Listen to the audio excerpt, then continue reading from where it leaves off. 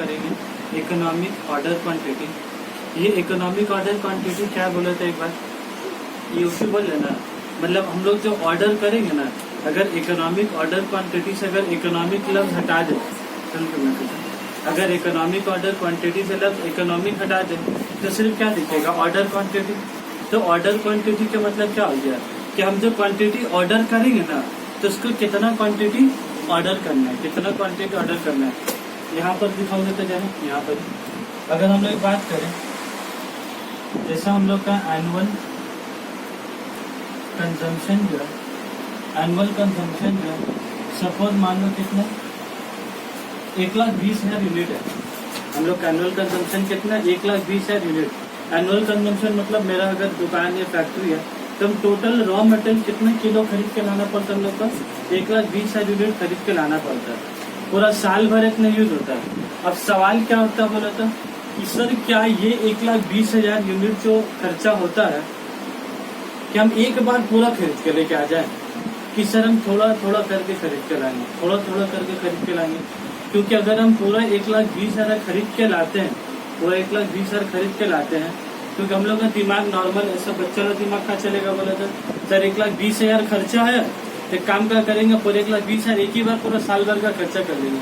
भाई 1,20,000 पूरा परचेस करने पहली बार उतने ज्यादा रुपये आगा कहाँ से, उतना ज्यादा रुपया कहाँ से। दूसरी बात, खाली लाने से तो नहीं होगा ना, रखने का भी जगह चाहिए, जिसको हम लोग बोलते हैं स्टोरेज कॉस्ट या स्टोरेज कॉस्ट बोलते हैं। तो अब बोलो जितना ज्यादा सामान तुम मंगाओगे तो तुमको क्या करना होगा, एक तो वेयर हाउस अलग से खरीद कर रखना होगा, जैसे तुम बड़ा बिना वेयर हाउस का तुम क्या काम ही नहीं कर पाओगे गोडाउन का। तब बोलो रखने का खर्चा भी क्या होगा, कैरिंग कॉस्ट, जिसको हम लोग स्टोरेज कॉस्ट बोलते हैं, गोडाउन कॉस्ट बोलते हैं, कैरिंग कॉस्ट बोलते हैं।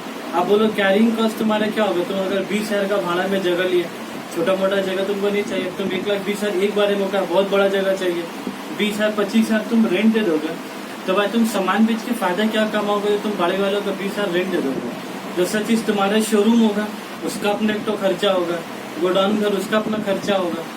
तो इसीलिए क्या बोलने का मतलब है, इकोनॉमिक ऑर्डर क्वांटिटी, कि हम इतना क्वांटिटी ऑर्डर करें जिससे मेरा कॉस्ट क्या मैक्सिमम हो कि मिनिमम हो मेरा, जिससे मेरा कॉस्ट प्रॉफिट मैक्सिमम हो बट कॉस्ट क्या हो तुम्हारा मिनिमम हो।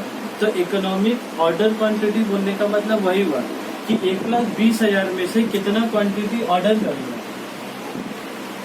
1,20,000 में से कितना क्वांटिटी ऑर्डर करेंगे। तो सपोज हम लोग कितना निकाला तुम्हारा 20,000 क्वांटिटी ऑर्डर करेंगे, तो मतलब 1,20,000 में कितना करना, हर बार 20 करके क्या करना, ऑर्डर करना है। और ये क्वांटिटी को हम लोग क्या बोल रहे हैं, ये 20,000 में तुम्हारा टोटल कॉस्ट क्या होगा, मिनिमम होगा। तो इसीलिए इस क्वांटिटी को हम लोग क्या बोलते हैं तुम्हारा, इसीलिए इस क्वांटिटी का तुम्हारा इकोनॉमिक ऑर्डर क्वांटिटी बोला है। ठीक है भाई। तो इकोनॉमिक ऑर्डर क्वांटिटी वो क्वांटिटी हो गया जहाँ पर तुम्हारा टोटल कॉस्ट क्या आएगा, मिनिमम आएगा। तो अब हम लोग ये तो हम लोग दिखाते हैं ना, ये बहुत बड़ा डिटेल चलेगा, या आप तुम लोग को रीड करा देते थोड़ा सा, यहाँ क्या क्या लिखा देगा। Economic order quantity represents the most favourable quantity, देखो क्या बोला, रिप्रेजेंट द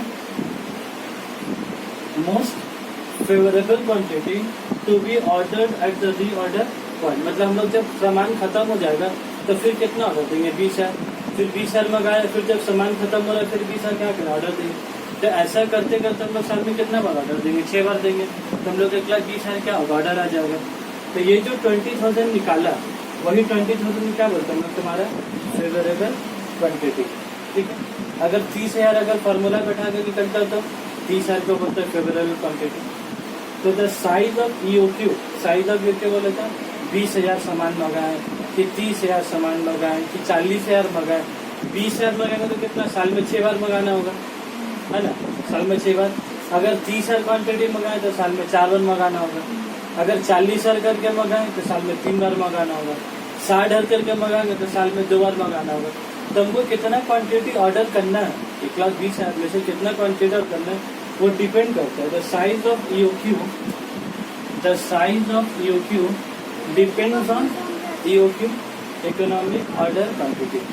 EOQ को फुल फॉर्म देंगे इकोनॉमिक ऑर्डर क्वांटिटी। तो the size of EOQ depends on many factors, बहुत बातों के ऊपर डिपेंड करता है। जैसे कि इन्वेंट्री कैरिंग कॉस्ट, तुम जितना ज़्यादा सामान लोगे उतना ज़्यादा क्या सामान रखने खर्चा देने। अगर सेकेंड क्या इन्वेंट्री। ऑर्डरिंग कॉस्ट मतलब बोले तो जितना बार ऑर्डर देंगे उतना बार तुमको क्या प्रोसेस करने होगा। मैनेजर का फोन लगाना है, मैनेजर उसको फोन लगाएगा, फिर लाने का खर्चा है कि नहीं। ऑर्डरिंग करेंगे तो ट्रक का खर्चा पड़ेगा। अब तुम इसमें क्या, अब तुम्हारे दिमाग में क्या चल रहा बोले तो सर कैरिंग कॉस्ट क्या होगा, जितना ज्यादा मंगाएंगे तो उतना ज्यादा रखने का खर्चा तो क्या है सर, कम कम मंगाएंगे। तब जैसे तुम कम कम मंगाओगे तो जितना बार तुम कम मंगाओगे 20,000 10,000 10,000 करके मंगे तो कितना बार मंगाने होगा 12 बार। तब बोलो जितना बार मंगाएंगे उतना बार ट्रक का खर्चा क्या होगा। तब तुम्हारे दिमाग में क्या चलेगा, नहीं सर ज्यादा मंगाने। फिर तुम जैसे ज्यादा मंगाने का सोचो तो फिर दिमाग में क्या होगा, नहीं ज्यादा मंगाएंगे तो रखने का खर्चा क्या होगा, ज्यादा होगा। तो मतलब तुम जब कम सोच लो कि ज्यादा मंगा लें, ऑर्डरिंग कॉस्ट, ट्रक का भाड़ा, बिल बनाने का खर्चा, जिसकी किसकी कुछ हिसाब से कम लगेगा, तो फिर तुम क्या सोच रहे कि ज्यादा मंगा लेंगे तो रखने खर्चा का ज्यादा पड़ेगा। तो इसीलिए मैं क्या बोला, वो क्वांटिटी ऑर्डर करेंगे जहाँ मेरा टोटल कॉस्ट क्या होगा, मेरा मिनिमम होगा। टोटल कॉस्ट मिनिमम मतलब जहाँ तुम्हारा ऑर्डरिंग कॉस्ट भी मिनिमम होगा और जहाँ तुम्हारा कैरिंग कॉस्ट भी मिनिमम होगा। ठीक है, तो पहले इसमें क्या कैरिंग कॉस्ट, फिर क्या तुम्हारा ऑर्डरिंग कॉस्ट, फिर क्या बोला एवरेज कंजम्पशन। वो डिपेंड करेगा तुम एक दिन में कितना यूनिट तुम्हारा फैक्ट्री रॉ मटेरियल खाता है। स्टोरेज स्पेस अवेलेबल, तुम्हारे स्पेस है 15,000 का, तुम 20,000 मंगाओगे कहाँ से, तो डिपेंड किसके पर करेगा सर। किताब में पढ़ोगे ABCD के बाद क्या EFGHIJKLMN इतना दूर तक किया हुआ, तब लोग को उतना बड़ा याद करना है। 4-5 तो पार्ट अपने एग्जाम के लिए का ओके। दूसरा बात इसमें क्या लिख सकते हैं बोल दो, डी के बाद एक पॉइंट क्या लिख सकते हैं, इसमें एक एक्स्ट्रा पॉइंट हम बता देते हैं। हम जितना ज़्यादा सामान मंगाएंगे वो डिपेंड किसका पर करेगा, मेरे पास रुपया कितना, इनकम कितना, मेरे पास सेविंग्स जो है सामान मंगाने के लिए कितना, बोला ना। EOQ डिपेंड किसका पर कर रहा है, जगह रखने के ऊपर, ऑर्डरिंग कॉस्ट के ऊपर में, एवरेज कंजम्पशन कितना है, तुम्हारे पास स्टोरेज कितना, और पांचवा आप छठा चीज क्या आ सकता है, तुम्हारे पास पैसा कितना उसके। तो अब इसमें बनने के लिए क्या है, मैन्युफैक्चर और भी क्या है वो सकते हैं। कुछ क्या एग्जाम्पल के तौर पर चलिए 5 लिखा है। अब ये फार्मूला ये टू का तुम्हारे का फार्मूला, क्या फार्मूला बोलो तो 2 into annual consumption into ordering cost per order divided by carrying cost per unit पर आना, divided by carrying cost per unit पर आना। और ये आने के बाद मतलब ये जो हम लोग करते हैं, ये करने के बाद हम लोग को यहाँ पर क्या करना रहता है कि जब हम लोग आंसर लेके आ जाएंगे तो इसके क्या करना रहता है बोले स्क्वायर रूट, मतलब 2 into annual consumption into ordering cost कर दिया। अब भी स्क्वायर रूट ही करना, मल्टीप्लाई कर देंगे, डिवाइड कर देंगे। करने का मतलब तो फिगर आएगा 100 2,000 कुछ भी वो जाएगा, खाली उसी को क्या करना रहेगा बस स्क्वायर रूट का बटन दाब। हम लोग को हर एक पे स्क्वायर रूट नहीं करना, इसीलिए हम स्क्वायर रूट बाद में किया। नहीं तो पता चला देखने से पहले ही लगा तो बाप इतना बड़ा स्क्वायर रूट, इतना बड़ा तो अपना हाथ से करना है, कैलकुलेटर ही तो घंटा आवाज। उसके बाद जी ग्राफ है, ये ग्राफ बहुत इंपॉर्टेंट ग्राफ होता है तो एग्जाम के लिए, ये ग्राफ बहुत इंपॉर्टेंट ग्राफ होता है। एक ग्राफ क्या कह रहा है बोला तो कुछ करने की कोशिश कर रहा है। जितना ज्यादा एक्स एक्सिस में क्या लें तुम्हारा नंबर ऑफ यूनिट और वाई एक्सिस में क्या ले तुम्हारा कॉस्ट। अब तुम इसका मतलब क्या हो गया, तुम जितना ज्यादा यूनिट ऑर्डर करोगे, जितना ज्यादा यूनिट ऑर्डर करोगे तो तुम्हारा कैरिंग कॉस्ट क्या होगा बोलो। कैरिंग कॉस्ट मतलब स्टोरेज कॉस्ट, रखने का खर्चा क्या होगा बढ़ेगा। लेकिन तुम जितना ज्यादा यूनिट ऑर्डर करोगे, जितना ज्यादा यूनिट ऑर्डर करोगे तुम्हारा ऑर्डरिंग कॉस्ट क्या होगा घटेगा। क्योंकि एक बार 20,000 मंगाए ट्रक का देने हुआ, फिर एक बार 40,000, फिर एक बार 60,000। अब ट्रक वाला क्या बोला तुमको, देखिए सर आप 20,000 मंगाइए चाहे 40,000 मेरा ट्रक मंगाइए, हम उतना दूर से आएंगे, हम पैसा क्या करेंगे इतना लेंगे। तुम क्या किए ज्यादा मंगा लिए, तो ज्यादा मंगाने से हमारा ऑर्डरिंग कॉस्ट क्या हो गया कम हो गया।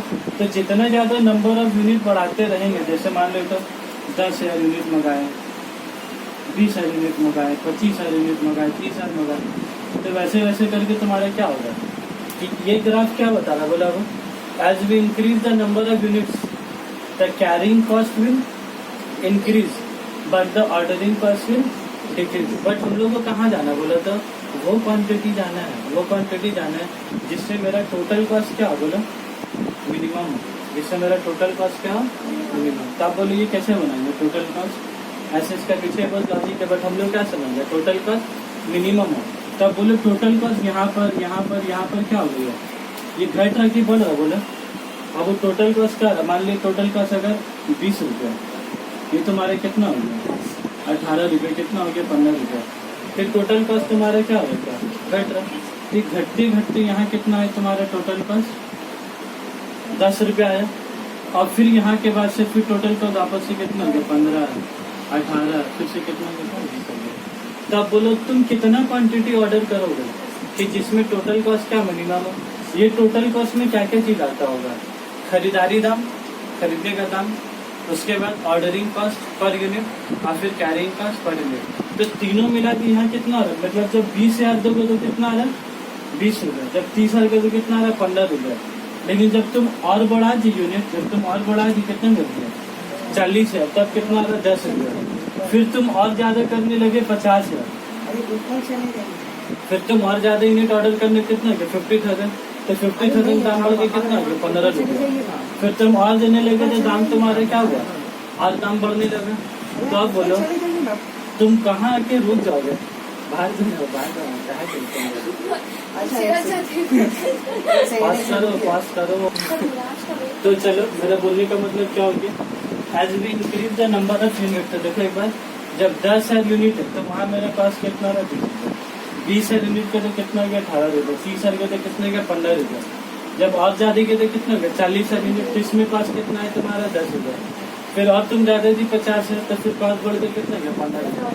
फिर और करोगे तो क्या बढ़ेगा, तो तुम इतना करने से तुम कहाँ जरूर जाओगे 40,000। तो 40,000 क्या हो गया 40,000 इज क्या फेवरेबल क्वांटिटी।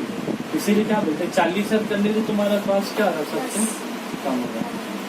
इसीलिए ये क्वांटिटी को, ये 40,000 को क्या बोलते हैं तुम्हारा EO क्या बोलते हैं, इकोनॉमिक ऑर्डरिंग क्वांटिटी।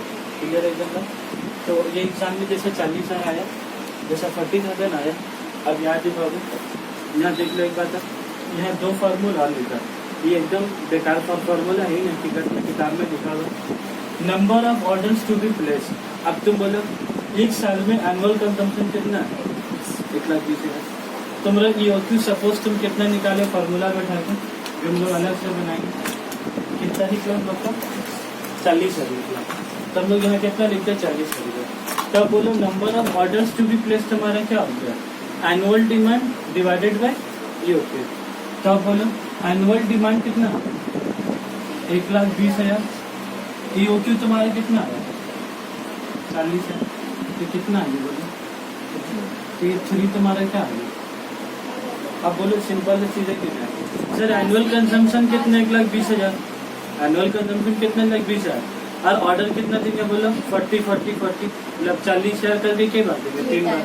तो इसी को तो तुम्हारा क्या बोला number of order to be जल्दी, बहुत बड़ा फॉर्मूला है। तुम नॉर्मल सोचोगे साल में 1,20,000 और हर बार ऑर्डर कितना देंगे 40, तुम कितना बार साल में ऑर्डर देंगे 3 बार, मतलब डिवाइडेड बाय कर देंगे तो 1,20,000 डिवाइडेड बाय 1,20,000 डिवाइडेड बाय 40 कितना आ गया 3 ऑर्डर। ठीक है, उसके बाद फिर बोलो time gap between each order. ये time gap between each order क्या होता है बोले तो, हम जब एक ऑर्डर से जो दूसरा ऑर्डर देंगे ना, एक ऑर्डर से जो दूसरा ऑर्डर देंगे उसके बीच में क्या होगा कुछ ड्यूरेशन होगा ना। तब ये क्वेश्चन क्या है तुम्हारा टाइम गैप कितना होगा। तब एक साल में तुम कितना ऑर्डर दोगे 3। तब तुम अपना लॉजिक समझना, एक साल में अगर 3 ऑर्डर दोगे मतलब तुम क्या होगे के महीना बाद दोगे, 4 महीने के बाद एक ऑर्डर, फिर 4 महीने के बाद दूसरा ऑर्डर, फिर 4 महीने के बाद, एक साल तुम्हारा क्या होगा कंप्लीट हो जाएगा। क्लियर है। फिर टाइम गैप का बात करना, तो टाइम गैप अगर फॉर्मूला वाइज बात करें हम लोग तो 365 डेज डिवाइडेड बाय कितना है हमारा 3 ऑर्डर। ये जो नंबर ऑफ ऑर्डर थे यहाँ क्या करेंगे हम लोग बैठा देंगे डिवाइडेड बाय, तो बोला कितना आ रहा है